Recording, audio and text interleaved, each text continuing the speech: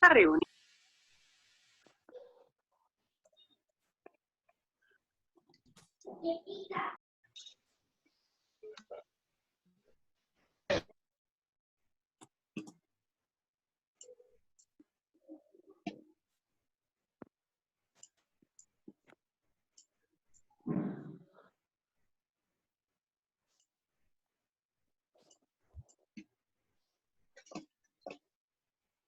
Listo. Los tipos de aluminio usados en la construcción.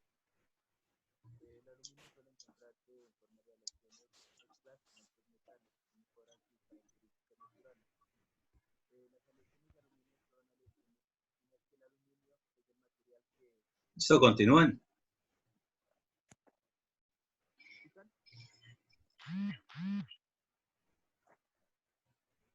Listo, profesor, ¿me escucha?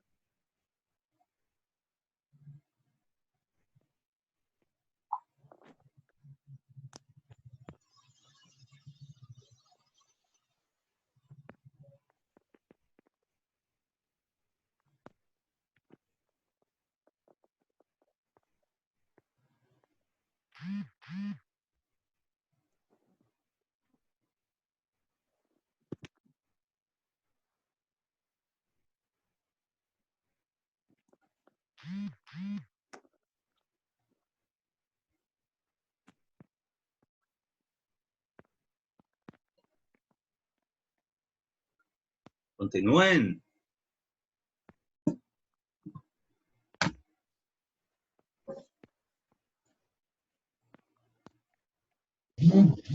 Grupo, continuar.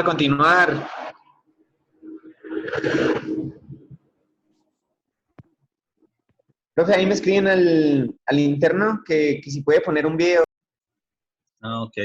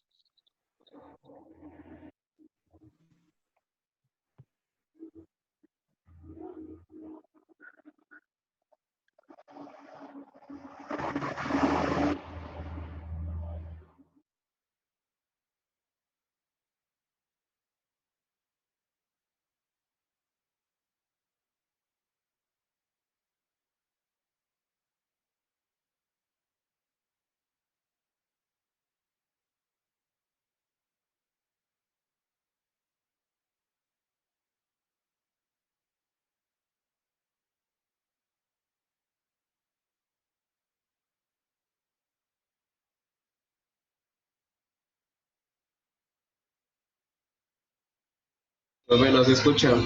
Póngale el audio.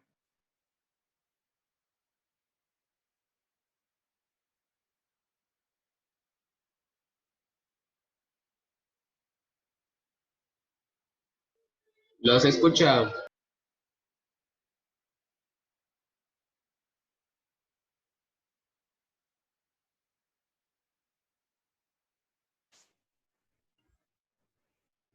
¿Sí están escuchando el video? No, señor. No.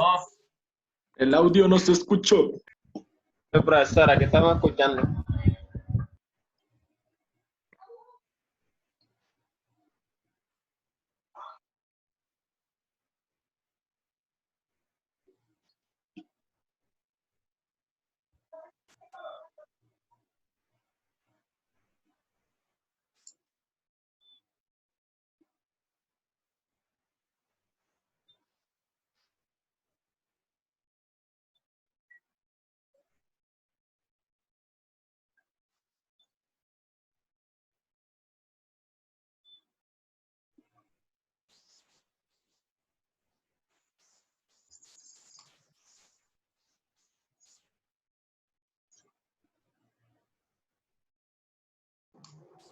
Aún no se escucha.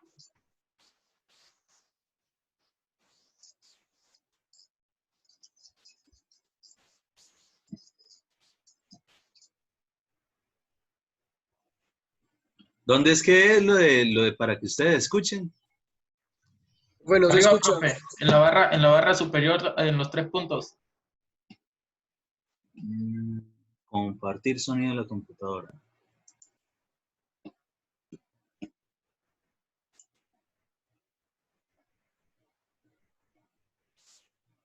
Que presenta múltiples propiedades muy apreciadas, como es su bajo peso específico, sus buenas cualidades Sí, señor, mecánicas, así como su extraordinario aspecto decorativo. Estas propiedades le han permitido ocupar un lugar de privilegio en las más diversas aplicaciones de uso industrial y especialmente en la arquitectura. Aplicaciones estas que han ido aumentando debido a la obtención de numerosas aleaciones ligeras, algunas de las cuales poseen propiedades muy notables de dureza y resistencia. El camino recorrido hasta obtener estos modernos materiales ha sido largo. En un primer momento se observó que la superficie del aluminio, bajo la acción de los agentes atmosféricos, se recubría de una ligera capa de óxido natural. Se comprobó que esta película de óxido actuaba como pasivante y tendía a proteger el aluminio de ulteriores corrosiones, aunque no proporcionaba una protección duradera. Estas observaciones dieron lugar a un proceso de investigación encaminado a obtener este óxido artificialmente, con resistencia y estabilidad superior. Estas investigaciones culminaron en 1911 con la patente del proceso más universalmente utilizado: el anodizado electrolítico con ácido sulfúrico. Veamos a continuación un esquema del proceso. En primer lugar, preparamos químicamente la superficie que vamos a anodizar. Para ello la sometemos a un baño de desengrase para asegurar una superficie limpia. A continuación se efectúa un lavado con abundante agua y agitación. Después un baño de decapado o satinado químico, que tiene por objeto eliminar el óxido natural y dejar el aluminio con un mejor aspecto sedoso y satinado. Seguidamente efectuamos otro lavado, más un neutralizado, para eliminar los posibles restos del decapado anterior.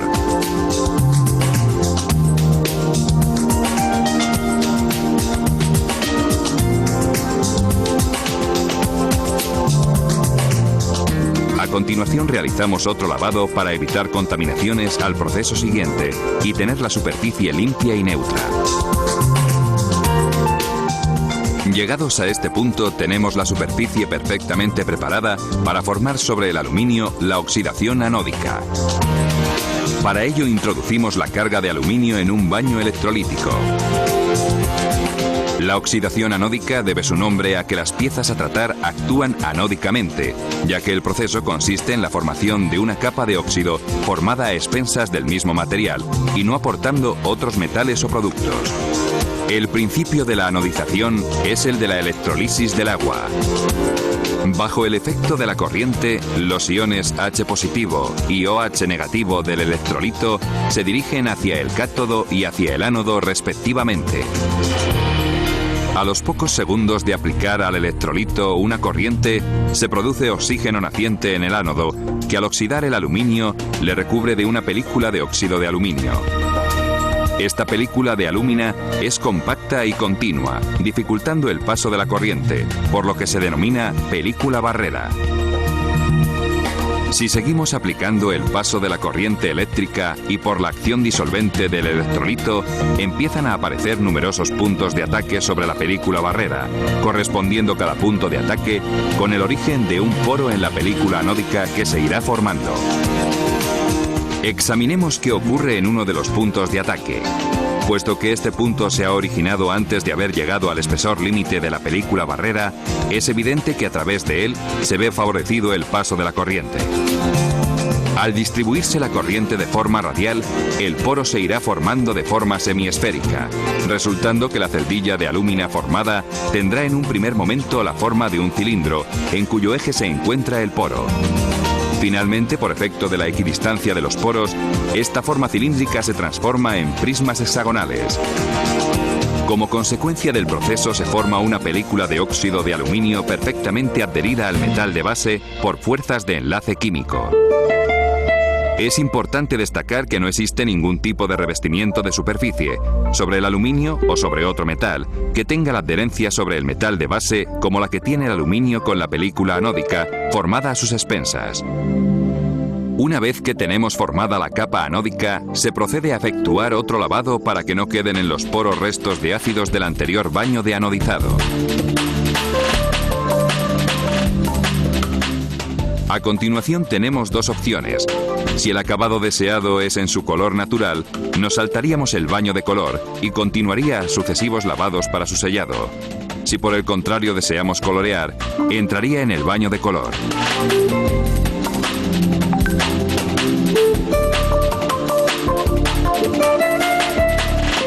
El proceso de coloración consiste básicamente en la deposición dentro del poro de la capa anódica de unas sales metálicas o compuestos químicos con el fin de obtener diferentes gamas de colores resistentes a la luz solar.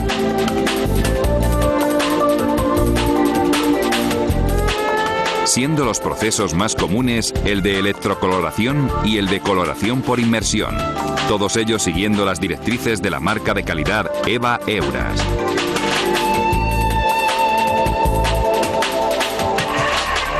Una vez formada la capa anódica y coloreada, solo nos queda cerrar los poros mediante el sellado, y para ello es de vital importancia el lavar exhaustivamente con abundante agua y agitación. Posteriormente procederemos a efectuar otro nuevo lavado en agua desionizada, con la que dejaríamos los poros totalmente limpios y exentos de ácido. Por último, realizamos el proceso de sellado, que es el tratamiento de mayor importancia y el que condiciona la resistencia a la corrosión de la capa anódica. La garantía total de tener un proceso de anodizado correcto solamente la tendremos con anodizados que ostenten la marca de calidad EVA Euras. El proceso de sellado consiste en cerrar herméticamente los poros de la capa anódica mediante uno de los dos sistemas amparados por la marca de calidad EVA Euras. Estos sistemas son el de hidratación y el de impregnación. En el sellado por hidratación, cuando el aluminio anodizado entra en la cuba de sellado, la capa anódica tiene todavía el poro abierto. Al someter el aluminio al agua desmineralizada, la alúmina empieza a hidratarse aumentando de volumen. Pasado un tiempo, este aumento de volumen produce el cierre total y hermético de los poros. En el sellado por impregnación se consigue el cierre de los poros sumergiendo el aluminio anodizado en una cuba con agua desmineralizada en caliente, que contiene sales metálicas, las cuales se van depositando en los poros. Transcurrido cierto tiempo y como resultado de una reacción química, se termina por cerrar total y herméticamente los poros. Ambos sistemas producen una capa anódica muy resistente a la abrasión, al desgaste y dando la mayor protección frente a la corrosión atmosférica que el aluminio pueda tener. Por último, cabe mencionar que el proceso del anodizado es el único tratamiento que protege el 100% de la superficie del aluminio, conservando su identidad.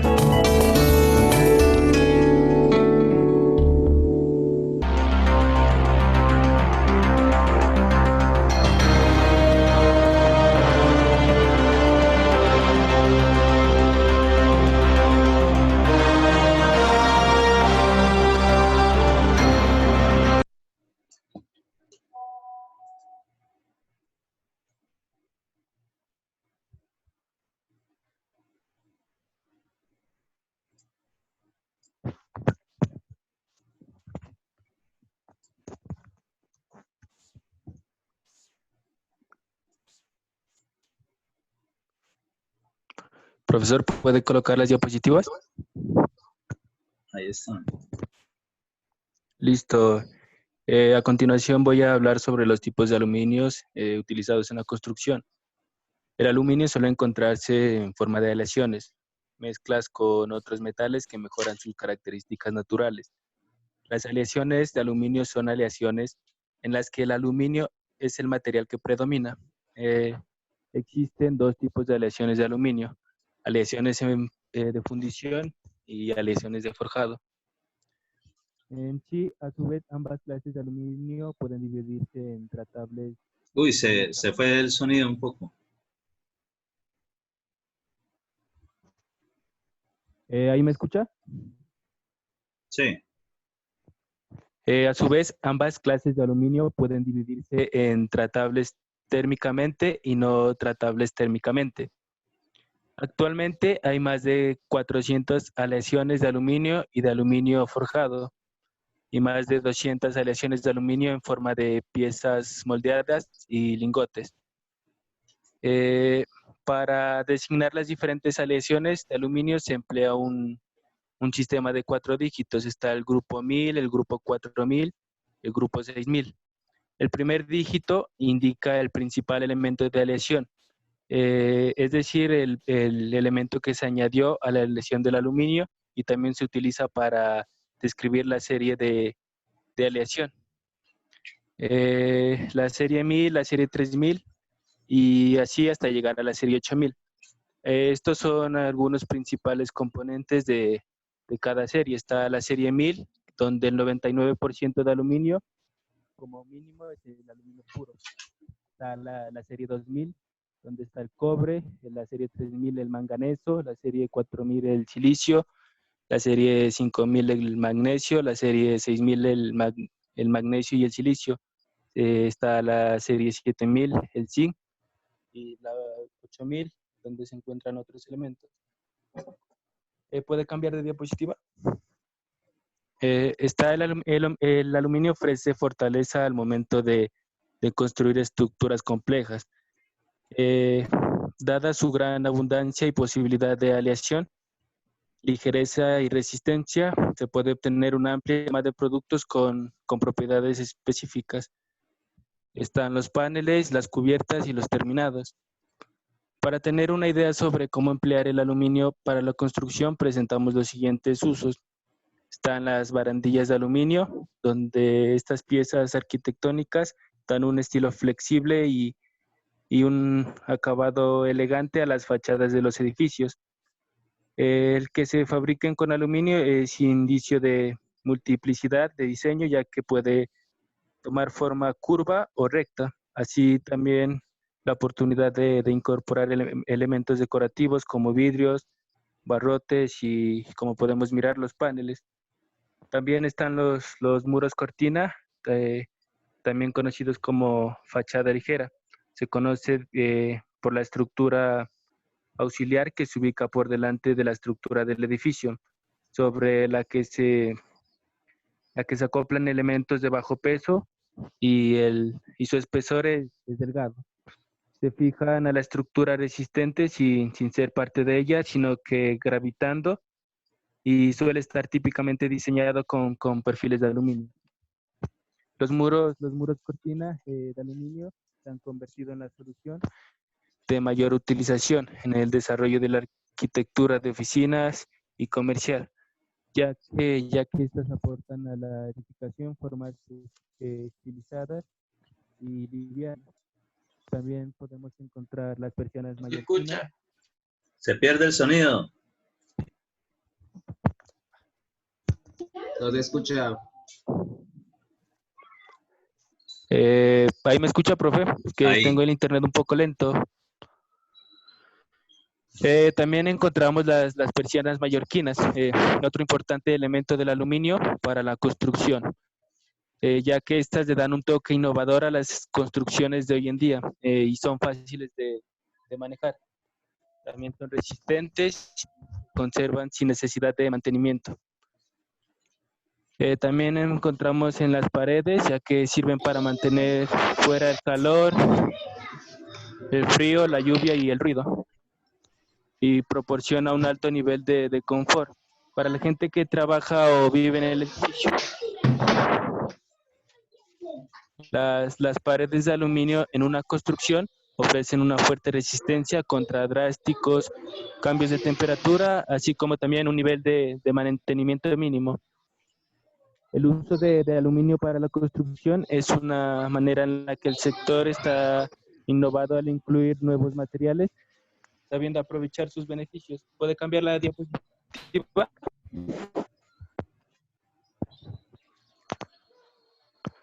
Encontramos los usos, como ya lo expliqué, el recubrimiento de fachadas, los acabados, y también los anteriores ejemplos son tan solo una pequeña muestra de cómo el aluminio se ha convertido en un poderoso elemento como parte de elementos de diseño constructivo. Listo.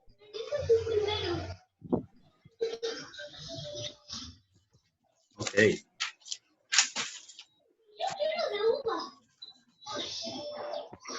Ya, profesor, gracias. Listo.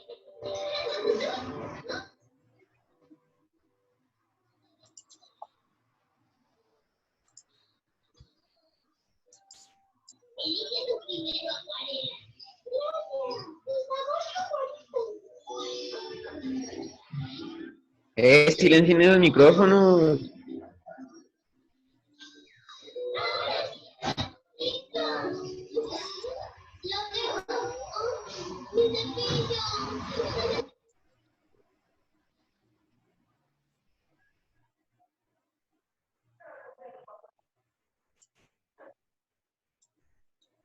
Un momentico, guardo la sesión anterior de la clase.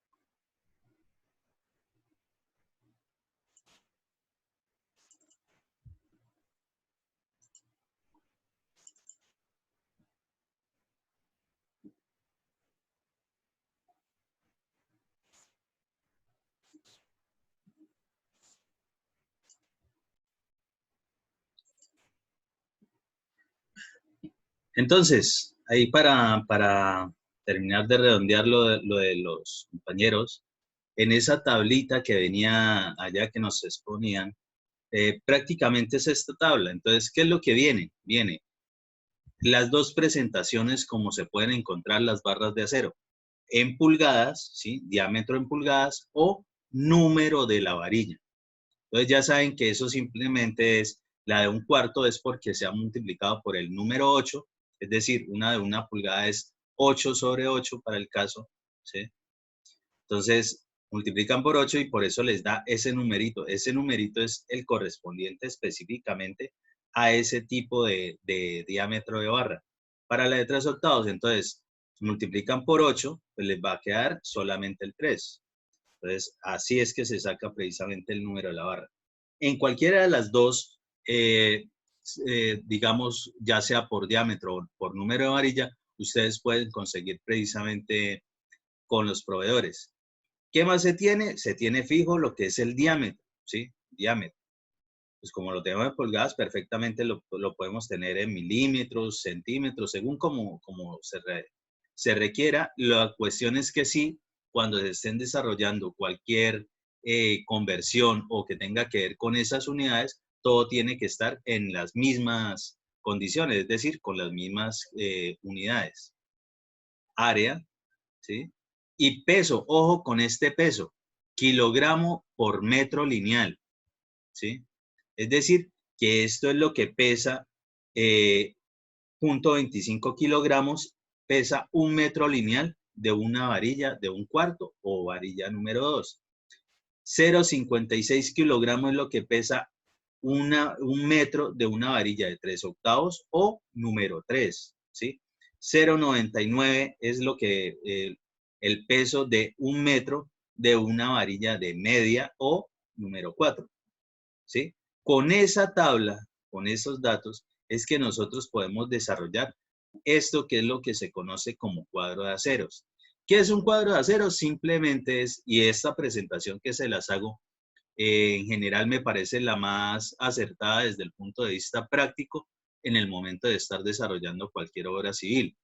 ¿Por qué? Porque no solamente va a servir para el cálculo específico de saber cuántos kilos salen, para poderlos cobrar o que no los paguen, sino que adicionalmente nos va a servir también para saber cuántas varillas son las que tenemos que comprar de eso, y en general tiene un dato adicional respecto de cuando se presenta lo que es el concreto reforzado. Entonces ya los voy a explicar.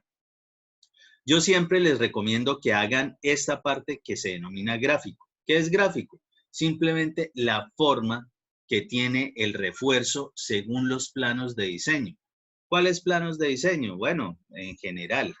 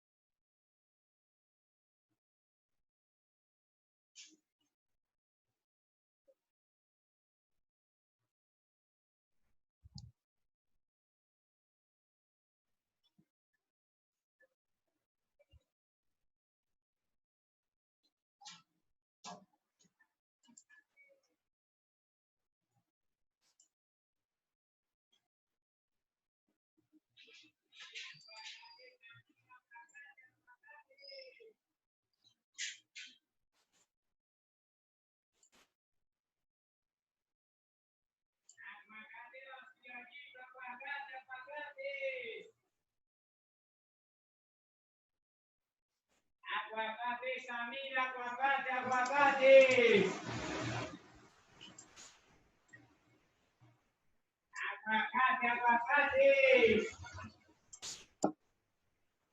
Aguacate, Samir, aguacate, aguacate.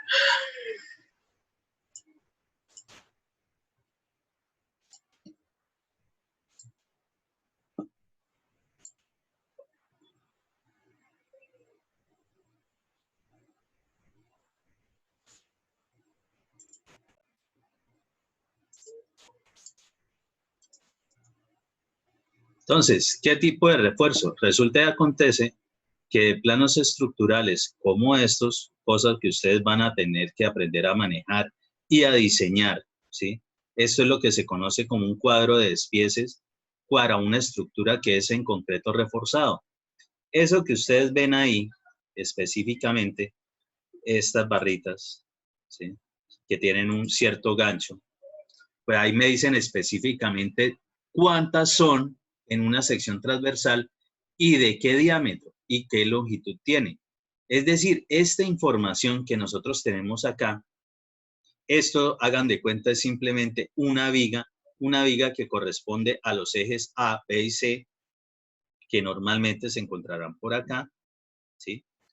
Eje A, eje B, eje C, es decir, es una viga como esta.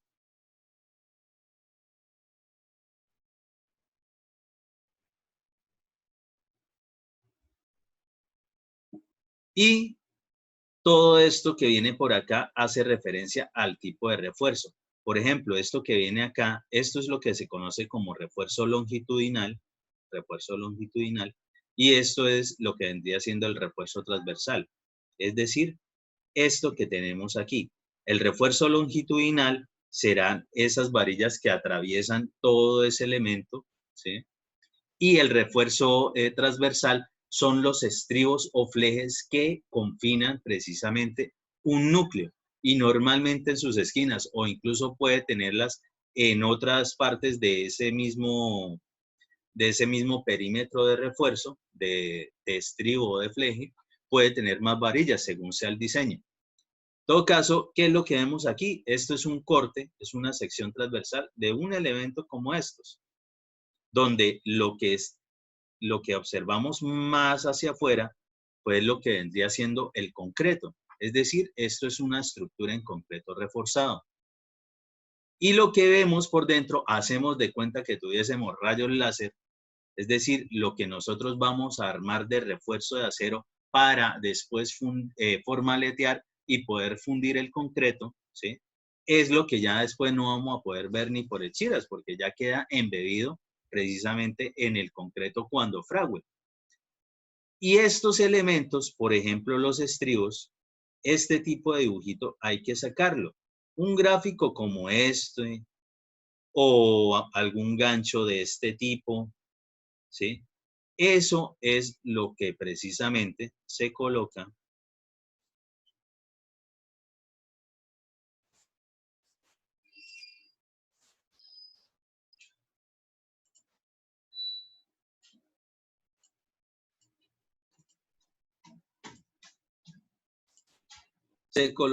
en esta zona que dice gráfico, tal cual, hagan de cuenta. Es decir, de los planos de diseño estructurales, nosotros extraemos esa información y la ponemos ahí.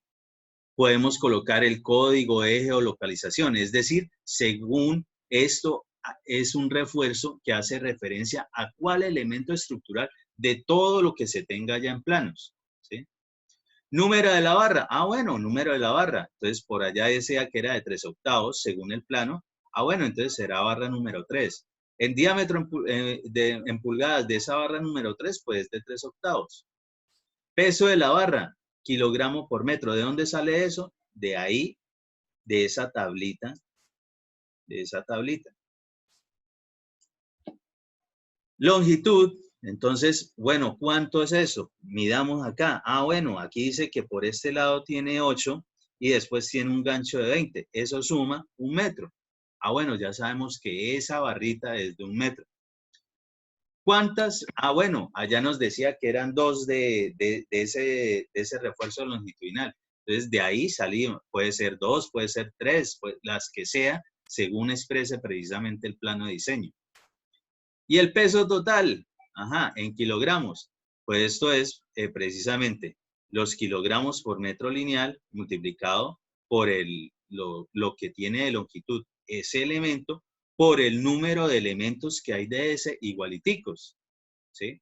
Obtenemos el peso total. Esto ya es un dato que nosotros tenemos que utilizar para nuestros presupuestos. Es decir, a nosotros nos van a pagar para el caso, vamos a saber que no, es que solamente vamos a hacer esa varilla en ese trabajo de 3/8. Entonces tendremos algún precio para el kilogramo de varilla de 3/8. ¿Cuánto sería la cantidad? Pues esto, 1.12 kilogramos.